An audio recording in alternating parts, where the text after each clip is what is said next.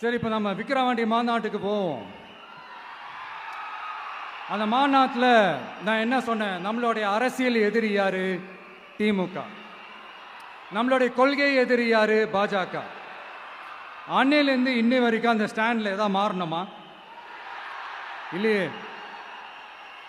இந்து முஸ்லீம் கிறிஸ்தவர்கள் எல்லாம் அவங்கவுங்க வழிபாட்டு முறையிலையும் வாழ்க்கை முறையிலையும் மட்டும்தான். ஆனால் தமிழ்நாடுன்னு வந்துட்டா, ஒற்றுமையை காட்டணும்னு வந்துட்டா, நம்ம கிட்ட யாரும் வாலாட்டவே முடியாது, நம்மளோட நல்லிணக்கத்தை யாரும் நாசம் பண்ணவே முடியாது. சொன்னமா இல்லையா? அன்னிலிருந்து இன்னி வரைக்கும் அந்த ஸ்டாண்ட்ல ஏதாவது மாறணுமா?